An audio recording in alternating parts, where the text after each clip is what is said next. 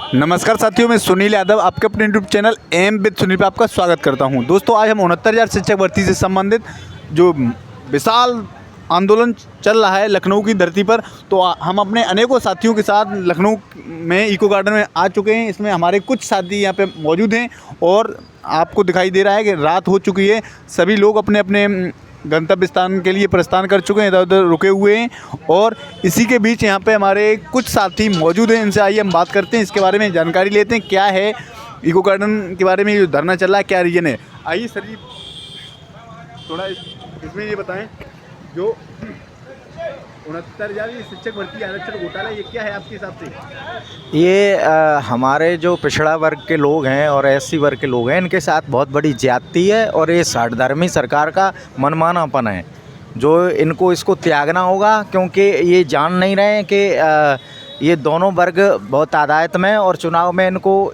बहुत बड़ा इसका दुष्परिणाम झेलना पड़ेगा।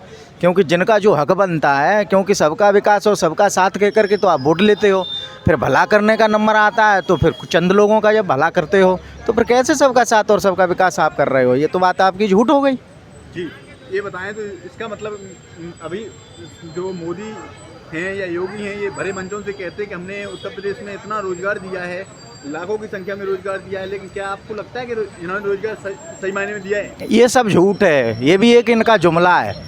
क्योंकि अगर रोज़गार दिया होता तो ये बात कहाँ होती। आप बताइए, रोज़गार के नाम पर ये झूठ, इतना झूठ बोलते हैं कि हमने 1 करोड़ दे दिए। अब आजकल मैं तो ये सोच रहा हूँ, इन दोनों लीडरों में ये होड़ चल रही है कि कौन कितना बड़ा झूठ बोल लेता है। ये सारे बीजेपी के लोग इसी पर उतरे हुए हैं कि कौन कितना बड़ा। वो कहते हैं मैं 1 करोड़ की झूठ बोलता हूँ, तुम 10 करोड़ की झूठ बोलो। तो ये दोनों में खींचतान चल रही है झूठ बोलने की। बाकी की सही बात तो ये है कि इनने कोई परीक्षा ही नहीं करा पाई। 18 तो परीक्षाओं के पेपर लीक हो चुके हैं, आपको पता नहीं है। ये चंद लोगों को खुद ही पेपर लीक करवा के बांट देते हैं अपने लोगों को लगाने के लिए। तो ये सब खिलवाड़ कर रहे हैं हम लोगों के साथ। अच्छा सर जी, आपने जैसे परीक्षाओं की बात की, तो इसी के बीच में जैसे टेट का एग्जाम हुआ था, उत्तर प्रदेश अध्यापक पात्रता परीक्षा हुई थी। इस परीक्षा में पेपर लीक हुआ, बाद में इस परीक्षा को निरस्त कर दिया गया। तो इसके संबंध में आपका क्या कहना होगा। ऐसा है, टेट की परीक्षा कोई लीक नहीं हुई है। टेट की परीक्षा ये लीक कराई गई थी, क्योंकि सरकार का मुख्य मकसद ये है कि हम बेरोजगारों को नौकरी न दें।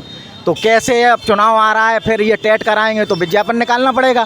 इसलिए इनने एक बहाना बनाया कि हम पेपर अपने ही लोगों से इनने लीक करा दिया और 21 लाख लोग उससे प्रभावित हुए। किसी का कुछ नहीं, ना किसी को भाड़ा दिया रहने के लिए, कोई कहाँ बेचारे कैसे कैसे। और दूसरे प्रांतों में राजस्थान की सरकार है, लोग जब परीक्षा देने जाते हैं तो उनकी आवास की व्यवस्था करती है। और ये पता नहीं क्या किस उस पर उतरे, और सरकार है कहाँ। आप देखिए ना, प्रदेश में कहीं सरकार दिखाई पड़ती है आपको कि यहाँ सरकार है। सारे अधिकारियों ने कब्जा कर लिया है, वो मनमानी कर रहे हैं और जनता को लूट रहे हैं। अच्छा सर, कुछ हम आपको दिखाना चाहेंगे दोस्तों।